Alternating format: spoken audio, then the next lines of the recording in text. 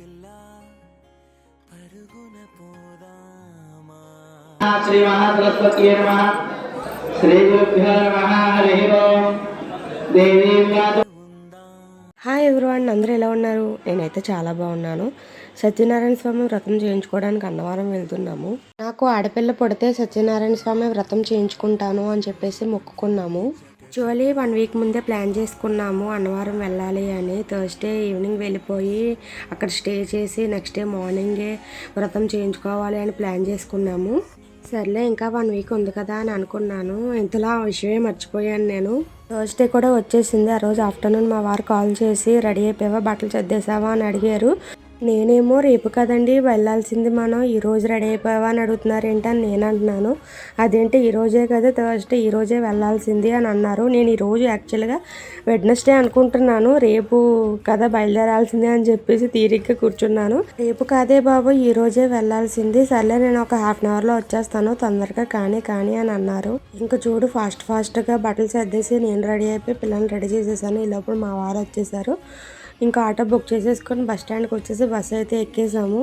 అన్నవరంలో దిగేసరికి night 7 o'clock అయ్యింది. ఇంకా కొండపైకి వెళ్ళిపోయి రూముల కోసం చూస్తుంటే రూమ్స్ అసలు ఏమీ లేవు, అన్నీ ఫిల్ అయిపోయినాయి. కార్తీక మాసం కదా, చాలా జనం ఉన్నారు.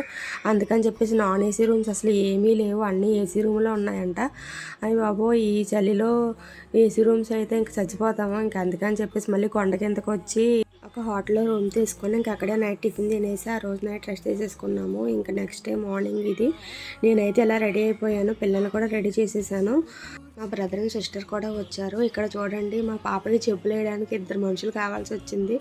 ఇద్దరితో ఎంచుకుంటుంది అది అక్కడ. నేనే వేసుకుంటాను చెప్పులు అని చెప్పేసి ఏడుపు అనమాట. ఇంకా దీంతో పెట్టుకుంటే చాలా లేట్ అయిపోతుంది అని చెప్పేసి గబగబగా వీళ్ళే వేసేస్తున్నారు. మార్నింగ్ 7 అయ్యింది. ఇంకా మేమైతే స్టార్ట్ అయిపోయాము. ఇంకా కొండపైకి వెళ్ళడానికి బస్సు వస్తుంది కదా అని వెయిట్ చేసాం చాలాసేపు, కానీ రాలేదు. ఇంక లేట్ అయిపోతుంది అని చెప్పేసి ఆటో అయితే ఎక్కేసాము. నాకు ఆడపిల్ల పుడితే సత్యనారాయణ స్వామి వ్రతం చేయించుకుంటాము అని మొక్కుకున్నాము. మా పాప పుట్టి 1.5 year దాటేసింది. ఇంకా అలా డిలే అయిపోతూ వచ్చేసింది.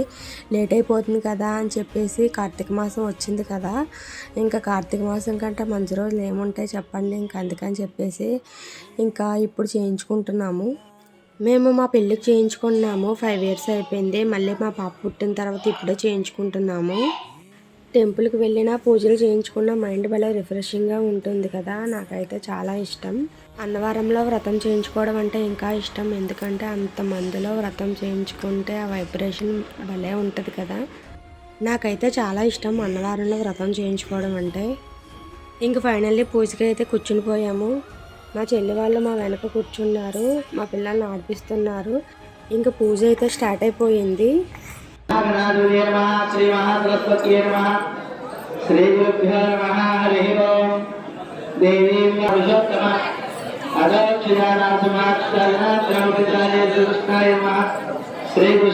అక్కడ మా పిల్లలు అయితే మామూలుగా టార్చర్ చూపించలేదు, మాకు చుక్కలు చూపించారు. మమ్మల్ని అసలు పూజ చేసుకోనివ్వలేదు, చాలా పేచీ పెట్టేశారు. ఎక్కడికన్నా వస్తే ఇలాగే పేచీ పెట్టేస్తారు. పూజ మీద కాన్సన్ట్రేషన్ చేయలేకపోయాను, మా చెల్లి వాళ్ళు కూడా కంట్రోల్ చేయలేకపోయారు, అంత పేచీ పెట్టేశారు.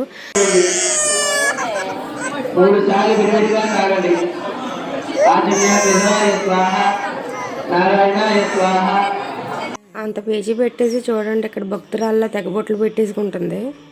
మా పిల్లలు అరటిపళ్ళు చూస్తే పులైపోతారు, ఎక్కడ అరటిపళ్ళు చూసి ఇచ్చేయమంటారు. పూజకి తెచ్చిన అరటిపళ్ళు అన్నీ వీళ్ళే తినేశారు. ఒకటి ఇచ్చేయమంటున్నారు. సర్లే ఇంకా పేచీ ఆపుతారని మొత్తం ఇచ్చేసాము. ఆఖరికి వినాయకుడి దగ్గర పెట్టిన అరటిపండు ఒకటే మిగిలింది. సో ఫైనల్లీ మనం అనుకున్న టైం అయితే వచ్చేసింది, అదేనండి ప్రసాదం తినడం. అన్నవరానికి మెయిన్ వెళ్ళేది ప్రసాదం కోసమే. ఈ ప్రసాదానికి ఫేవరెట్ కానోళ్ళు ఎవరుంటారు చెప్పండి, అంత బాగుంటుంది కాబట్టి ఎవ్వరూ వదలరు. ఆఖరికి మా పిల్లలు కూడా ఇష్టంగా తింటారు. అన్నవరం కొండపైన మా రిలేటివ్స్ వర్క్ చేస్తూ ఉంటారు, అందుకని అక్కడికి వెళ్ళినప్పుడల్లా వర్క్ అంతా ఫాస్ట్గా అయిపోతుంది. మాకు పూజ ఏంటి, దర్శనం ఏంటి అన్నీ కూడా. ఇంక ప్రసాదం అంటారా, అందరికీ నార్మల్గా ఉంటే మాకు మట్టికి చాలా వేడిగా దొరుకుతుంది. నార్మల్గా తింటేనే అంత బాగుంటుంది, ఇంక వేడిగా తింటే ఎలా ఉంటుందో ఆలోచించండి. ఇంకా వేడిగా అయితే మేము అక్కడే 2-3 పొట్లాలు లాగించేస్తాము, అంత బాగుంటుంది. ఇంకా ప్రసాదం అయితే తీసేసుకొని గోమాతలను దర్శించుకోవడానికి వచ్చేసాము. మా పిల్లలు అయితే చాలా భయపడ్డారు వీటిని చూసి. మా పిల్లలు ఏంటి నేనే భయపడ్డాను, ఎందుకంటే నేను పింక్ శారీ కట్టుకున్నాను, అవి ఎక్కడ మీదకి వచ్చేస్తాయని అక్కడ ఒక ముసలామె కూర్చుంది. మా కార్తీక్ దగ్గర 2 రూపీస్ ఉన్నాయా, 2 రూపీస్ ఇస్తున్నాడు తెచ్చి. అప్పుడు 2 రూపీస్ వద్దు అంటే అప్పుడు మళ్ళీ వాళ్ళ డాడీ దగ్గరికి వెళ్ళి 20 రూపీస్ తీసుకొని ఇచ్చాడనమాట. బొగ్గలు నొక్కిందని వచ్చి చెప్తున్నాడు. ఇంకా భోజనానికి అయితే వచ్చేసాము.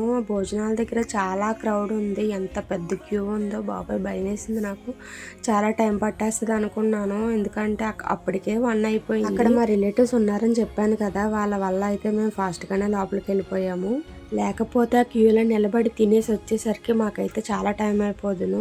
దేవస్థానాల్లో ఫేవరెట్ అయినవి 1 ప్రసాదం అయితే 2 భోజనమే కదా, అస్సలు మిస్ కాము. వీడియో ఎలా ఉందో నాకు కమెంట్ సెక్షన్లో షేర్ చేసేయండి. ఈ వీడియో కనుక నచ్చినట్టయితే please like, share and do subscribe our channel. Thank you for watching. Bye bye.